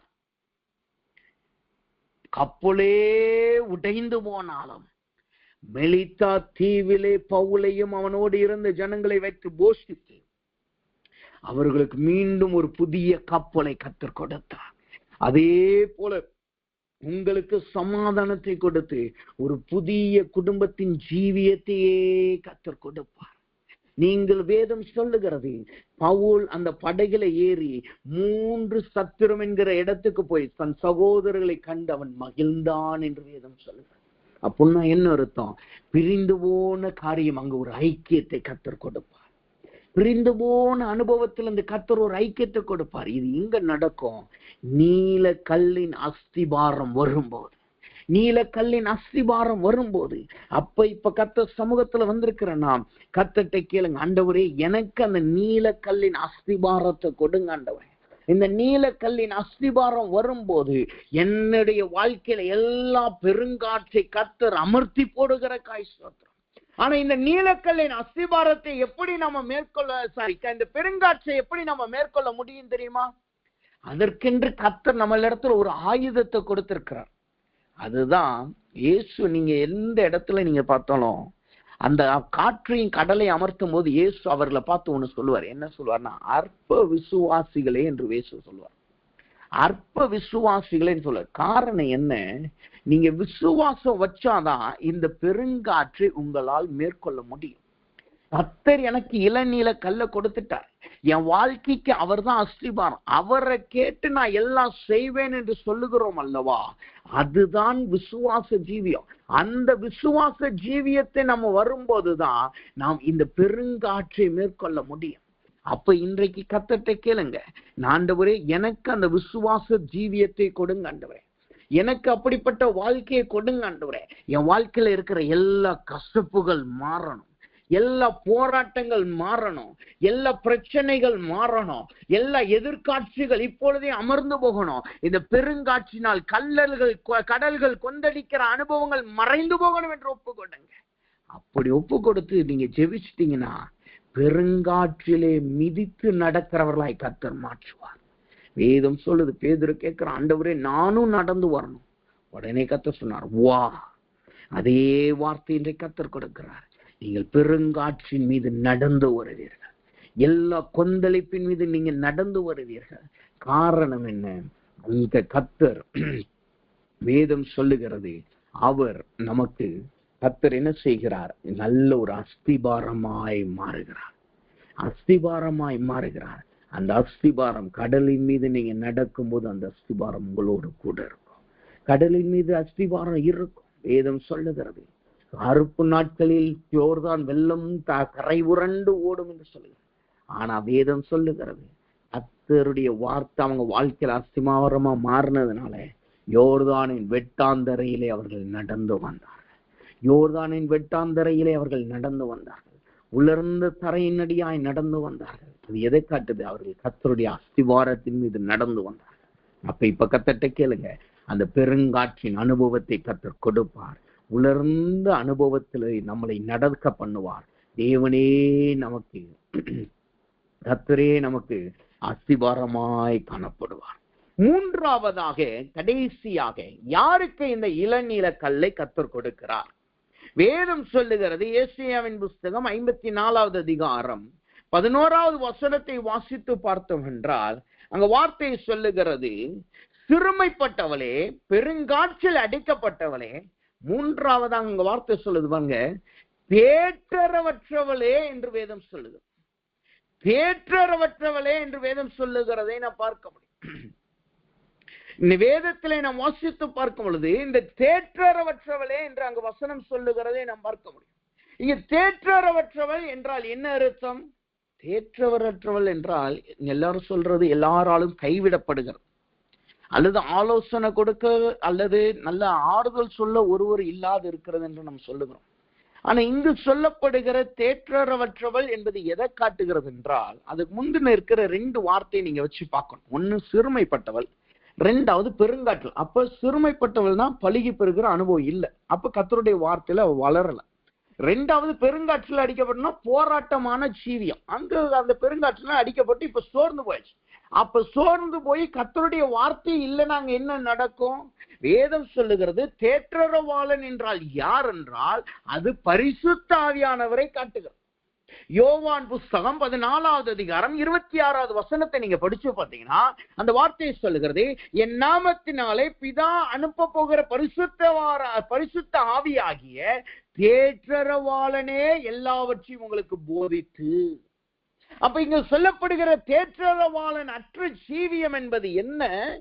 பரிசுத்த ஆவியின் நிறைவு இல்லாத வாழ்க்கை. பரிசுத்த ஆவியின் நிறைவில்லாத வாழ்க்கை, பரிசுத்த ஆவியின் நிறைவில்லாத அனுபவம் என்பது என்ன? அது கர்த்தரால் நடத்தப்படாத அனுபவத்தை காட்டுகிறது. அதைத்தான் இந்த மத்தேயு 14:27 நம்ம வாசித்த வசனத்தை நீங்க வாசித்து பார்த்தீங்கன்னா, அங்க வசனம், தேற்றரவாளன் எல்லாவற்றையும் உங்களுக்கு போதித்து நான் உங்களுக்கு சொன்ன எல்லாவற்றையும் உங்களுக்கு நினைப்பூட்டுவார். இங்க வேதம் சொல்லுது பாருங்க, பரிசுத்தாவினர் வரும்போது அவர் நமக்கு தேற்றரவாளனா இருப்பார். எப்படி தேற்றுகிறார்? நமக்கு நல்ல விதங்களை கர்த்தர் போதிக்கிறார். இரண்டாவது, தேவன் சொன்ன எல்லா காரியத்தையும் நமக்கு நினைப்பூட்டுவார். நினைப்பூட்டுவார் என்றால் என்ன அர்த்தம்? கர்த்தர் நமக்கு சொன்ன வார்த்தைகளை அவர் நம்மளை நினைவு கூற வைப்பார். இந்த நினைப்பூட்டுவார் என்பதற்கு ஒரு சிறந்த உதாரணம் நீங்க பாத்தீங்கன்னா, வேதம் சொல்லுது, இயேசு கிறிஸ்து 3ஆம் நாள் உயிர் தெழுந்துட்டார். இப்ப சீசர்களாகிய யோவானும் பேதுருவும் மற்ற சீசர்லாம் போய் கல்லறையை பாக்குறாங்க. அங்க இயேசுனுடைய சரீரம் இல்லை, அங்க அந்த சீலை மட்டும்தான் இருக்கு. இப்ப இவங்களுக்கு ஒரு கேள்வி வந்துருச்சு, யார் அந்த சரீரத்தை எடுத்து போயிரு? மகதனா மரியாள் அங்க உட்கார்ந்து அழுதுகிட்டு இருக்கிறாப்ல, ஆண்டவரே யாராவது யார் இந்த இயேசுவை கொண்டு போனாங்க, என் சரீரத்தை கொண்டு போயிட்டாங்க, யாருன்னு சொன்னா நான் எடுத்துட்டு வருவேன். மற்ற சீசர்லாம் அமைதியா திரும்பி போறான். அப்ப தூதன் சொல்லுகிறான், 3ஆம் நாள் அவர் உயிர் தெழுவார்னு சொன்னதை குறிச்சு நீங்க நினைவு கூறவில்லையா? வேதம் சொல்லுகிறது, அவர்கள் இயேசு சொன்ன காரியத்தை அவர்கள் நினைவு கூறவில்லை என்று வேதம் சொல்லுது. அப்ப நினைவு கூறாத அனுபவம் என்பது என்ன? கர்த்தருடைய வசனம் நமக்குள்ள இருக்கும், வார்த்தை நமக்குள்ள இருக்கும், ஆனா அதுக்கேற்றபடி நம்மளால் வாழ முடியாது. அதுதான் நினைவு கூறாத அனுபவம். போதிக்கப்படுகிற அனுபவம் என்பது என்ன? புதிய வெளிப்பாடுகள் வருகிற அனுபவம் தான் போதிக்கப்படுகிற அனுபவம். இப்ப இந்த 2 காரியமும் ஒரு தேவ பிள்ளையினுடைய வாழ்க்கையில ரொம்ப அவசியம். இந்த 2 காரியம் வரணும்னா அங்கு நமக்கு கர்த்தர் இளநீல கல்ல அஸ்திபாரமா கொடுக்கணும். போதிக்கப்படுகிற அனுபவம் என்பது வெளிப்படுத்தப்படுகிற அனுபவத்தை கட்டு. நீங்க வேதத்துல எனக்கு கர்த்தர் கொடுத்த சின்ன அனுபவத்தை நான் சாட்சியா நான் பகிர்ந்து கொள்ளணும்னா, நான் வேதத்துல ஒரு வார்த்தை இருக்கிறது, ஒளியின் தூதன் ஆவி என்று சொல்லி வேதத்திலே நாம் படிக்க முடியும். இந்த ஒளியின் தூதன் ஆவியை குறித்து வேதத்துல நீங்க படிச்சு பார்த்தீங்கன்னா, வசனம் இப்படியே சொல்லுகிறது, அவன் எப்படிப்பட்டவனா இருக்கிறான், அவனை குறித்து நீங்க நிறைய காரியங்கள், நான் சின்ன பிள்ளையில இருந்து கேள்விப்பட்டது என்னன்னா, நிறைய பேர் துரத்துறதை நான் பார்த்திருக்கிறேன். நிறைய போதர்கள், என் பெரியமா வீட்லயும் சரி, அவங்க நிறைய பிசாசுகளை துரத்துவாங்க. மாசத்துக்கு ஒரு 4-5 பிசாசு எப்படியும் துரத்திடுவாங்க. நாங்க சின்ன பிள்ளையில இருக்கும்போது அங்க வீட்டுக்கு போகும்போதெல்லாம் பாத்தீங்கன்னா நாங்க படுத்திருப்போம். அது ஒரு பெரிய சர்ச்சில் தான், அவங்க சர்ச் தான் அங்க இருக்கும், சின்னதான் வீடு, அதனால சர்ச்சில் தான் படுத்திருப்போம், ஓட்டு சர்ச் தான். சர்ச்சில் படுத்திருப்போம். எங்க தலக்கு மாட்டுல தான் அங்க பிசாசு பிடிச்சவங்க எல்லாம் படுத்திருப்பாங்க. எங்க 2 பேருக்கு நடுவுல நீங்க பாத்தீங்கன்னா ஒண்ணு பெரியமா படுத்திருப்பாங்க, இல்ல பெரியப்பா படுத்திருப்பாங்க. நாங்க அங்கதான் படுத்திருப்போம். டேடி வந்தாலும் சரி அந்த சபையில தான் நாங்க படுத்திருப்போம். மாசத்துக்கு எப்படியும் குறைஞ்சது 4-5 நல்ல பலமான பிசாசு போராட்டத்தில் உள்ளவங்களை விடுதலை ஆக்குவாங்க. நல்ல பிசாசு துரத்துற வல்லமை உடையவங்க. அவங்களும் சரி சில நேரங்கள் என்ன சொல்லுவாங்கன்னா, ஒளியின் தூதன் ஆவி வந்திருக்குன்னு சொல்லுவாங்க. இப்படிதான் சின்ன பிள்ளையில இருந்து நான் கேள்விப்பட்டு வந்தது. சின்ன பிள்ளையில இருந்து நான் கேள்விப்பட்டது என்னன்னா, ஒளியின் தூதன் ஆவி என்பது ஒரு அசுத்தாவியை காட்டுகிறது, அது ஒரு அசுத்தாவியின் வல்லமை என்றுதான் நான் கேள்விப்பட்டது உண்டு. அதை தான் அப்ப கேள்விப்பட்டு அப்படிதான் வளர்ந்து வந்தேன். அப்ப துரத்தும் போது என்ன சொல்லுவாங்க, ஒளியின் தூதன் ஆவியை நீ வெளியில போன்னு தான் சொல்லுவாங்க. ஆனா ஒரு நாள் வேதத்தை வாசிக்கும் போது, அதிகாலை என்னுடைய ஜெபத்துல, தனி ஜெபத்துல நான் வேதத்தை வாசிக்கும் போது, அந்த 2 கொரிந்தியர் 11ஆவது அதிகாரம் 13-14 வசனத்தை நான் வாசித்து பார்த்தேன். 13 அந்த 2 கொரிந்தியர் அப்படியே வாசிட்டு வரும் பொழுது அந்த வசனத்தை நீங்க படிச்சு பார்த்தீங்கன்னா, 2 கொரிந்தியர் 11ஆவது அதிகாரம் 12-14 வரைக்கும் வாசிப்பேன். குறிப்பா 13-14 வாசித்து பார்த்தீங்கன்னா அந்த வசனம் சொல்லுது, அப்படிப்பட்டவர்கள் கள்ள அப்போஸ்தலர்கள், கபடமுள்ள வேலையாட்கள், கிறிஸ்துவினுடைய அப்போஸ்தலரின் வேஷத்தை தரித்து கொண்டிருக்கிறவர்கள். அது ஆச்சரியம் அல்ல, சாத்தானும் ஒளியின் தூதனுடைய வேஷத்தை தரித்துக் கொள்ளுவானேன். இங்க நல்ல வாஸ்து பாத்தீங்கன்னா, அங்க வந்திருக்கிற ஒளியின் தூதன் என்கிற சொல்லப்படுகிறவன் கெட்டாவி கிடையாது. அது குறிப்பா அது வேற காரியத்தை சொல்லுது. அதுக்கு இன்னும் நீங்க ஆழமா நம்ம அதை தியானிக்கும் போது அதுக்குரிய காரியத்தை நம்ம நல்லா புரிஞ்சுக்கலாம். ஏன் பவுல் அங்க ஒளியின் தூதனாவே, ஏன்னா வேற வேதத்துல வேற எந்த இடத்துலயும் மென்ஷன் பண்ணியிருக்காது, இங்க மட்டும்தான் இருக்கும். ஏன்னா பவுலுக்கு மட்டும்தான் அந்த ஒளியின் தூதனாவியே தெரியும், வேற யாருக்கும் அது அனுபவம் இல்லை. அது வேற காரியத்தை வேற சத்தியத்தை வெளிப்படுத்துது. ஆனா இந்த வசனத்தை நீங்க படிச்சு பாத்தீங்கன்னா அந்த வார்த்தை சொல்லுது, அது ஆச்சரியம் அல்லவே. காரணம் என்னன்னா, சாத்தானும் ஒளி தூதனாவின் வேஷத்தை தெரித்திருக்கிறான். அப்ப இங்க வேஷத்தை தெரித்திருக்கிறான்னா வேதம் சொல்லுது. அப்ப அங்க வந்திருக்கிறது யாரு? சாத்தான். அப்ப துரத்த வேண்டியது யாரை துரத்தணும்? என்ன சொல்லி துரத்தணும்? சாத்தானே வெளியில போய் தான் நம்ம துரத்தணும். ஒரு பிசாசு பிடிச்ச பிள்ளைங்களை ஒளியின் தூதனாவை பிடிச்சிருக்குன்னு சொல்றவங்களை நம்ம எப்படி துரத்தணும்? சாத்தானே வெளியில போனா சொல்லணும். ஏன்னா வேதமே அங்க தேவனே தெளிவா சொல்லுகிறார். நீங்க கள்ள அப்போஸ்தலர்களை குறிச்சு நீங்க ஆச்சரியப்பட வேண்டாம். ஏன்னா சாத்தான் கூட ஒளியின் தூதனை போல சில நேரம் வர்றான்ப்பா.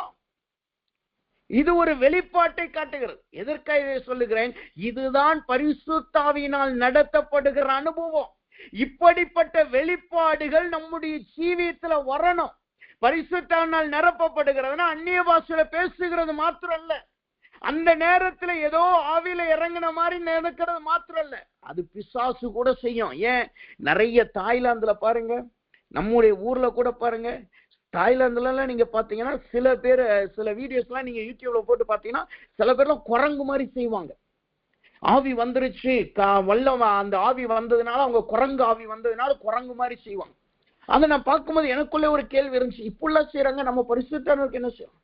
ஆனா அதற்கும் பரிசுத்தவனுக்கு வித்தியாசம் இருக்கு. பரிசுத்தவனுங்கிறது அந்த நேரத்துல இறங்கி அந்நிய பாஷை பேச வச்சு குதிச்சு ஆடி முடிக்கிறது பரிசுத்தவனர் கிடையாது. பரிசுத்தாவியனர் என்பது வெளிப்பாட்டிலே நடக்கிற அனுபவத்தை காட்டுகிறது. நம்முடைய ஜீவியம் நல்ல வெளிப்பாட்டுள்ள ஜீவியமா இருக்கணும். நம்முடைய வாழ்க்கை நல்ல வெளிப்பாட்டுள்ள வாழ்க்கையா இருக்கணும். ஏதோ பழைய வெளிப்பாட்டிலே நம்ம ஓடுகிறவர்களா இருக்கக்கூடாது. வேதத்திலே காலத்துக்கு ஏற்றபடி ரகசியங்களை கர்த்தர் மறைபொருள்களை வெளிப்படுத்துகிறார். ஆதி நாட்களிலே ஆதாம் ஏவாள் நாட்கள் இருந்த வெளிப்பாடு வேறு, தீர்க்கதரிசி நியாயாதிபதியின் நாட்கள் இருந்த வெளிப்பாடு வேறு, தீர்க்கதரிசியின் காலங்களில் இருந்த வெளிப்பாடு வேறு. அதே போல புதிய ஏற்பாட்டிலே இயேசுவின் நாட்களில் இருந்த வெளிப்பாடு வேறு, அப்போஸ்தல நாட்கள்ல வந்த வெளிப்பாடு வேறு. ஒவ்வொரு காலத்துக்கும் கர்த்தர் வெளிப்பாடை கொடுக்கிறார். வேதம் மாறாது, ஆனால் வேதத்தின் மறைபொருட்கள் வெளிப்படும். அப்படிப்பட்ட போதிக்கப்பட்ட அனுபவத்துல நம்ம நடக்கணும். நம்முடைய பிள்ளைகளை அப்படி நடத்தணும். நீங்க இந்த வெளிப்பாடு இல்லாவிட்டால், தேவனால் போதிக்கப்படுகிற அனுபவம் நம்ம வாழ்க்கையில இல்லாவிட்டால் என்ன நடக்கும்? இஸ்ரவேல் ஜனங்களை போல நாம் மேசியாவை வெறுத்து ஒதுக்குகிறவர்களா இருப்போம். அந்த மேசியாவை சிலுவையில அறைகிறவர்களா இருப்போம். அந்த மேசியாவை மரணத்துக்கு ஒப்பு கொடுக்கிறவர்களா இருப்போம். ஏன் இன்னும் இஸ்ரவேல் ஜனங்கள் தேவனுடைய ரட்சிப்பை பெற்றுக்கொள்ள முடியல? ஏன் இன்னும் இயேசு அவர்களை மேசியாவை ஏற்றுக்கொள்ள முடியல? காரணம், அந்த புதிய வெளிப்பாட்டுக்கு அவர்களால் ஒப்பு கொடுக்க முடியல. இன்னும் மோசையின் பிரமாணத்தில் அவர்கள் காணப்படுகிறார். ஒரு வாரத்துக்கு முன்பாக ஒரு ஜூயிஷ் வெட்டிங்கை குறிச்சு பார்த்தேன். அந்த வெட்டிங்ல சில பேர் பாத்தீங்கன்னா கிளாஸஸ் உடைக்கிறாங்க. அது போல சில ட்ரெடிஷனல் ஒர்க்ஸ் பண்றாங்க ஜூயிஷ் வெட்டிங்ல.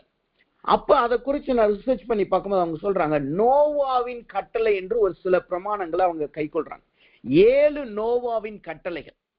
அந்த நோவாவின் கட்டளைகளை இந்த திருமணத்துல அவங்க நிறைவேற்றுகளா இருக்கிறாங்க. இப்படிதான் அவங்க பழைய ஏற்பாட்டையும் நோவாவையும் யோசையும் வச்சிருக்காங்க. காரணம் என்ன?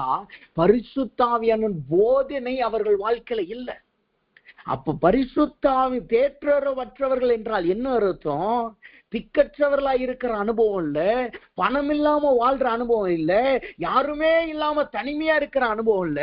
இங்கு சொல்லப்படுகிற தேற்றவற்றவள் என்பது எதை காட்டுது? கர்த்தரால் நடத்தப்படுகிற அனுபவம் அங்கு இல்லாததை காட்டுகிறது. புதிய வெளிப்பாடுகள் வராத அனுபவத்தை காட்டுகிறது. புதிய வெளிப்பாடு, புதிய ரகசியங்கள் வெளிப்படாத அனுபவத்தை காட்டுகிறது. இன்றைக்கு தேவ சமூகத்துல வந்திருக்கிற நாம், இந்த ஆண்டு தொடங்கி 3 மாசம் முடிய போகுது. நாளையோட 3வது மாசம் முடியுது. ஆனா யோசித்து பாருங்க, எத்தனை புதிய வெளிப்பாடு நமக்கு வந்திருக்கு. புதிய வெளிப்பாடுகள், ரகசியங்களை எத்தனை பேர் நம்ம அறிஞ்சிருக்கிறோம். நல்ல நோட்டு போட்டு எழுத பழகுங்க. கர்த்தர்ட்ட கேளுங்க, ஆண்டவரே எனக்கு உம்முடைய ரகசியத்தை வெளிப்படுத்துங்கன்னு கேளுங்க. வேதம் சொல்லுகிறது, நான் ஆபிரகாமுக்கு ஏதாவது நான் மறைப்பேனோ? காரணம் என்ன? அவனுக்கு ஒரு வெளிப்பாடு வந்துகிட்டே இருந்துச்சு.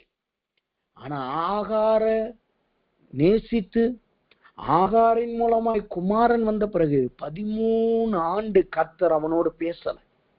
13 ஆண்டு அவனிடத்துல எந்த வெளிப்பாடு வரல. 13 ஆண்டுக்கு அப்புறம் தான் தேவன் வருகிறாரு. இவன் பகலின் உஷ்ணமான வேலையில உட்கார்ந்து இருக்கிறான். அப்ப கர்த்தர் சொல்றாரு, அடுத்த உற்பத்தி காலத்துல நான் உனக்கு குமாரனை கொடுப்பேன். 13 ஆண்டுக்கு அப்புறம் தான் சோதோம் குமரா அழிக்கப்பட போகிறத குறிச்சு ஆபிரகாம்கிட்ட கர்த்தர் பேசுறார். அவன் இடத்துல சொல்ற, நான் என் சிநேகிதனுக்கு வெளிப்படுத்தாம இருப்பேனோ, ஆபிரகாமுக்கு நான் மறப்பேனோ. அப்ப 13 ஆண்டுகள் இல்ல. காரணம் என்ன? அவன் ஆகார் என்கிற புதிய ஸ்திரியை ஏற்றுக்கொண்டான். அவனை தன் சுயமாய் ஓடினான். ஆவியானவரினால் நடத்தப்படுகிற அனுபவத்தை விட்டு விலகினான். இன்றைக்கு கர்த்தர் சமூகத்துல வந்திருக்கிறான். நம்முடைய தேற்றற வாளனை நம்முடைய ஜீவியத்துல நம்ம வச்சுக்குவோமா? அவரால் ஒவ்வொரு நாளும் போதிக்கப்படுவோமாக, அவரால் ஒவ்வொரு நாளும் நடத்தப்படுவோமாக. 2வது, இந்த தேற்றரவாளன் வந்தா என்ன நடக்குது? அவர் சகலத்தையும் நினைப்பூட்டுகிறார். அப்படின்னா என்ன அர்த்தம்? நான் ஏற்கனவே சொன்னேன், கர்த்தருடைய வார்த்தையிலே நடக்கிற அனுபவம். நம்ம வேதத்தை வாசிக்கிறோம், நல்லதுதான். நல்ல ஜெபிக்கிறோம், எல்லா கூட்டத்துல கலந்துக்கிறோம், நல்லதுதான். ஆனா நம்முடைய நடக்கை இன்னைக்கு எப்படி இருக்கு? வேதத்துக்கு ஏற்றபடி நடக்கிறோமா? வெளிப்பாடு வர்றது நல்லதுதான், ஆனா அந்த வெளிப்பாட்டிலே நடக்கிறவர்களா இருக்கணும். அதற்கு அந்த தேற்றற வாளன் ரொம்ப அவசியம். இன்னைக்கு நம்முடைய ஜீவியம் எப்படி இருக்கு என்பதை நிதானித்து பார்ப்போம். அப்ப இந்த தேற்றற வாளன் வந்துட்டார்னா அங்க என்ன நடக்குது? வேதம் சொல்லுகிறது, கர்த்தர் சொல்றாரு, ஏசாயா 54:11 சொல்லுகிறார், உன் கல்லை பிரகாசிக்க பண்ணி நீல ரத்தினங்களை உன் அஸ்திபாரமாய் மாற்றுகிறேன். இன்றைக்கு இந்த 3 காரியத்துல நம்முடைய ஜீவியத்தை நம்ம மாற்றும் போது, சிறுமையும் பெருங்காற்றிலிருந்தும் தேற்றற்ற அனுபவத்திலிருந்து நம்ம வெளியே வரும்போது, நாம் கர்த்தருக்காய் பிரகாசிக்கிறவர்களாய் மாறுவோம். கர்த்தர் நம்முடைய அஸ்திபாரமாய் மாறுவார். அந்த வசனத்தை மீண்டும் வாசித்து நாம் ஜெபிப்போமாக. ஏசாயாவின் புஸ்தகம் 54வது அதிகாரம் 11வது வசனம். சிறுமைப்பட்டவளே, பெருங்காற்றில் அடிக்கப்பட்டவளே, தேற்றரவற்றவளே, இதோ நான் உன் கல்களை பிரகாசிக்கும்படி வைத்து நீல ரத்தினங்களை உன் அஸ்திபாரமாக்கி. இந்த அஸ்திபாரத்துக்கு இன்னொரு வசனம் என்ன தெரியுமா? வெளிப்படுத்தல் புஸ்தகம் 21:19 நீங்க வாசித்து பார்த்தீங்கன்னா, நகர மதில்களில் அஸ்திபாரங்கள் சகலவித ரத்தினங்களினால் அலங்கரிக்கப்பட்டிருந்தது. 1வது அஸ்திபாரம் வச்சிரக்கல், 2வது அஸ்திபாரம் இந்திர நீலம். இந்த அஸ்திபாரம் இந்த பூமியிலே நீங்க இந்த அஸ்திபாரத்துல இருந்தாதான் பரலோகத்திலே அந்த நகரம் என்கிற அஸ்திபாரத்துல நீங்க வர முடியும். இந்த நீலக்கல் என்கிற அஸ்திபாரத்துல இந்த பூமியில நீங்க வாழ்ந்தாதான் பரலோகத்திலே அந்த நகரத்திலே நாம் வாசிக்க முடியும். இந்த பூமியில இந்த அஸ்திபாரம் இல்லாம இருந்துச்சுன்னா நம்ம பெருங்காற்றில அடிக்கப்பட்டுருவோம், சிறுமைப்பட்டு பெருகாம சுருங்கி போயிடுவோம். எல்லாவற்றுக்கும் பரிசுத்தாவினால் நடத்தப்படுகிற அனுபவம் நம்முடைய ஜீவியத்தில் இருக்க முடியாது. அதனால் நாம் பரலோக ராஜ்யத்தை இழந்து போயிடுவோம். அதனால் இந்த இளநீல கல் என்கிற கல், அது அஸ்திபார கல். அந்த அஸ்திபார கல்லை இப்பொழுது நாம் பெற்றுக்கொள்வோமாக. நீங்க எந்த சிறுமையில இருக்கிறீங்க, கர்த்தர் அந்த சிறுமையை மாற்றுகிறார். நீங்க பெருங்காற்றினால் அடிக்கப்பட்டிருக்கிறீங்களா, கர்த்தர் அந்த பெருங்காற்றை அமர்த்தி போடுகிறார். நீங்க இன்னைக்கு பரிசுத்தான தேற்றவாளன் இல்லாம, வெளிப்பாடு இல்லாம, கர்த்தருடைய வசனத்துல நடக்க முடியாம இருக்கிறீங்களா, கர்த்தர் வெளிப்பாட்டை கொடுக்க போகிறார். இப்ப நாம் அதற்காய் ஜெபிக்க போகிறோம். நமக்கு 2 நிமிஷம் தான் இருக்கு. எல்லாரும் கண்களை மூடுவோமா? கர்த்தர் சமூகத்துல வந்திருக்கு, நாம் எல்லாரும் கண்களை மூடுவோம். கர்த்தர்ட்ட கேளுங்க, ஆண்டவரே நீல கல்லை எனக்கு கொடுங்க ஆண்டவரேன்னு கேளுங்க. நீல கல்லை எனக்கு அஸ்திவாரமா கொடுங்க ஆண்டவர் என்று கேளுங்க. என் சிறுமையை மாற்றுங்க ஆண்டவர்ன்னு கேளுங்க. பெருங்காற்றில் அடிக்கப்பட்ட அனுபவத்தை மாற்றுங்க ஆண்டவர்ன்னு கேளுங்க. தேற்றவாகிய பரிசுத்தாவினால் போதிக்கப்பட்டு நடத்தப்படுகிற அனுபவத்தை எனக்கு கொடுங்க ஆண்டவர்ன்னு சொல்லி எல்லாரும் கர்த்தர் இடத்துல கேட்போமா? எல்லாரும் ஸ்தோத்திரிப்போம். Sodiram, Sodiram, Sodiram, Sodiram, Sodiram, Sodiram, Sodiram, Sodiram, Sodiram, Sodiram, Liba, Duda, Kanda, Nika, Dura, Balla, Baude, Kanda, Nika, the Barabala, Baraba, Lee, the Vivid, Kanda, Madu, the Kanda, Nika, the Barabo, Shada, the Nika, Barabo, Lee, the Kanda, Nika, the Bout, the Kanda, Nika, the Barabala, Baraba, Devan, Hipolde, and the Sirmi, Machigarar, Hipolde, Peringachil, Adikapata, Anabote, Machigarar, Hipolde, Parisutana, Oligacia Pogarar, Adikumadala. கர்த்தருடைய சிங்காசனம் இறங்கி வரணும்.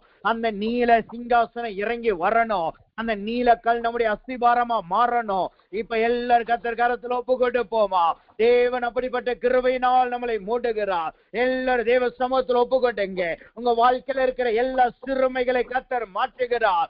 எல்லா பெருங்காற்றினால் அடிக்கப்படுகிற கசப்பான ஜீவியத்தை கர்த்தர் மாற்றுகிறார். கலங்க படுகிற அனுபவத்தை கர்த்தர் மாற்றுகிறார். முன்னேற முடியாத அனுபவத்தை மாற்றுகிறார். நுரங்கி போன கப்பலின் அனுபவத்தை கர்த்தர் மாற்றுகிறார். பழகி பெருக முடியாத அனுபவத்தை கர்த்தர் மாற்றுகிறார். பரிசுத்தானால் நடத்தப்படாத அனுபவத்தை கர்த்தர் மாற்றுகிறார். எல்லா கண்ணீர்கள் மாறுகிறது. எல்லா கலக்கங்கள் மாறுகிறது. எல்லா போராட்டங்கள் இன்றோடு நிறுத்தப்படுகிறது. அசைந்து போகிற வீடாய் இருக்கிற நாம் அசையாத உறுதியான அஸ்திபாரத்திலே கட்டப்பட்ட வீடாய் கர்த்தர் மாற்றுகிறார். அதை நாம் பெற்றுக் கொள்ளுவோமாக.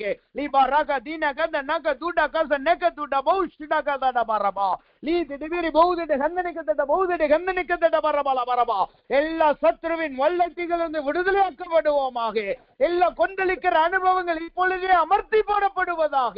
சோதரம் ஆண்டவரே, சோதரம் ஆண்டவரே, சோதரம் ஆண்டவரே. அப்பா, நம்முடைய பிள்ளைகளின் ஆசீர்வாதம் பழுகி பெருகுவதாக. எல்லா பொருளாதார வாழ்க்கைகள் இவர்களுக்கு பழுகி பெருகுவதாக. உலகத்தின் ஆசீர்வாதத்தில் இவர்கள் பழுகி பெருகுவார்களாக. ஆவிக்குரிய ஜீவியத்தில் நல்ல பழுகி பெருகுவார்களாக. இயேசுவின் நாமத்தினாலே ஒரு பெருக்கம் இவர்களிடத்தில் வரட்டுங்கத்தாவே. முன்னின நிலைமையை பார்க்கிறோம். இனி ஒரு நிலைமைகள் இவர்களுக்கு ஆசீர்வாதமாய் நல்ல ஒரு மேன்மையாய் மாறுவதாக இயேசுவின் நாமத்தினாலே. ஆண்டவரே, யாருடைய ஜீவியத்தில் எல்லாம் இப்பொழுது ஆண்டவரே பெருங்காட்சி இருக்கிறதோ எல்லாரும் ஒப்புக்கொண்டுங்க. கர்த்தர் இப்பொழுது அந்த பெருங்காட்சியை அமர்த்தி போடுகிறார். உங்களை இந்த பெருங்காட்சியின் மீது நடக்க பண்ணுகிறார். கொந்தளிப்பின் மீது நீங்கள் நடந்து வருகிறீர்கள். நீ பராக தீடா கத நமோ நாக தீடா கத நமோ ஷடக்கத்தர வரமா. சோதரம் ஆண்டவரே, சோதரம் ஆண்டவரே, சோதரம் ஆண்டவரே. குடும்பத்தில் ஒரு சமாதானம் வருவதாக. பிள்ளைகள் மத்தியில் ஒரு சமாதானம் வருவதாக. எல்லா பிரிவினையின் ஆவிகள் ஆண்டவரே, எல்லா விவாகரத்தின் ஆவிகள் நிர்மூலமாக்கப்படுவதாக. ஆண்டவரே, ஸ்தோத்திரம் ஆண்டவரே, ஸ்தோத்திரம் ஆண்டவரே, ஸ்தோத்திரம், ஸ்தோத்திரம், ஸ்தோத்திரம், ஸ்தோத்திரம். ஆண்டவரே, கொஞ்ச நாள் நம்ம வாழ்ந்துட்டோம். இனி கொஞ்ச நாள் என்கிற விரக்தியில வாழுகிற வாழ்க்கைகள் மாறி நல்ல சந்தோஷம் உண்டாகட்டும் ஆண்டவரே. ஈசாக்கும் ரெபேக்காலும் விளையாடினார்கள் என்ற வசனத்தின்படி இவர்கள் குடும்பத்திலே நல்ல ஒரு சந்தோஷம் வருவதாக இயேசுவின் நாமத்தினாலே. ஆண்டவரே, எல்லாவற்றுக்கும் மேலாய் ஆண்டவரே, தேற்றவற்றி இருக்கிற பிள்ளைகளை கர்த்தர் பலப்படுத்துவீராக. கர்த்தருடைய வெளிப்பாடு புறப்பட்டு வருவதாக. கர்த்தருடைய ரகசியங்கள் வெளிப்பாடுகள் வருவதாக. அந்த வெளிப்பாட்டில் நடக்கிறவர்களாய் நினைவு கூறுகிற அனுபவத்தை கர்த்தர் கொடுப்பீராக. ஆண்டவரே, நீர் அப்படி சேரக்காய் ஸ்தோத்திரம், ஸ்தோத்திரம், ஸ்தோத்திரம், ஸ்தோத்திரம், ஸ்தோத்திரம் ஆண்டவரே. ஸ்தோத்திரம், ஸ்தோத்திரம், ஸ்தோத்திரம், ஸ்தோத்திரம். அன்பின் பரலோக பிதாவே, துதிக்கிறோம். இந்த நாளிலும் தேவனுடைய கிருபையும் தயவுகளோடு குழந்தை கஷ்டம். ஆண்டவரே, இந்த நீலக்கல் என்கிற அஸ்திபார கல்லை கர்த்தருடைய பிள்ளைகளுக்காய் கொடுத்ததுக்காய் ஸ்தோத்திரம். ஆண்டவரே, இந்த பூமியிலே நீலக்கல் என்கிற அஸ்திபாரத்திலே நாங்கள் ஜீவிக்கும் போது எங்கள் சிறுமைகள் மாற்றப்படுகிறதே. பெருங்காற்றில் அடிக்கப்பட்ட அனுபவங்கள் மாற்றப்படுகிறதே. ஆண்டவரே, தேற்றவற்றிருக்கிற அனுபவங்கள் மாற்றப்பட்டு உடைய பிள்ளைகளின் சிறுமை இன்றைக்கு நீர் எடுத்து போட்டதுக்காய் ஸ்தோத்திரம். ஆண்டவரே, இவர்கள் காய்கள் ஆண்டவரே கனிகளாய் மாறுகிற கை ஸ்தோத்திரம். கசப்பான ஜீவியங்கள் மாறுகிற கை ஸ்தோத்திரம். எல்லாவற்றுக்கும் கர்த்தரால் நடத்தப்படுகிற கை ஸ்தோத்திரம். ஆண்டவரே, இந்த அஸ்திபாரக்கல் இந்த பூமியிலே மாத்திரமல்ல, நாங்கள் இந்த பூமியில அந்த அஸ்திபாரத்தில் இருக்கும் போது பரலோக ராஜ்யத்திலே நகரத்திலே அந்த தேவனுடைய நகரத்தில் பிரவேசிக்கத்தக்கதாய் எங்களுக்கு கிருபை கொடுக்கிற கை ஸ்தோத்திரம் கர்த்தாவே. இன்றைக்கு ஜெபத்திற்கு வந்த ஒவ்வொரு பிள்ளைகளையும் இந்த பூமியிலே நீர் ஆசீர்வதித்து நல்ல விடுதலையிலே கர்த்தரால் போதித்து நடத்தப்படுகிற ஜனங்களாய் நீர் ஆசீர்வதிப்பீராக. அது மாத்திரமல்ல ஆண்டவரே, எல்லாரும் பரலோக ராஜ்யத்துக்கு வந்தார்களாய் அந்த பரிசுத்த நகரத்தில் காணப்படுகிறாய். ஆண்டவரே, இந்த நீல கற்களுடைய பரிசுத்த நகரத்திலே நாங்கள் காணப்பட கர்த்தர் கிருபை செய்வீராக. அப்படின்னு சேரக்காய் நன்றி செலுத்துகிறோம். எல்லா துதிகரமையிலும் உமக்கு செலுத்துகிறோம். இயேசுவின் நாமத்தில் ஜெபிக்கிறோம் நல்ல பிதாவே. ஆமேன், ஆமேன், ஆமேன்.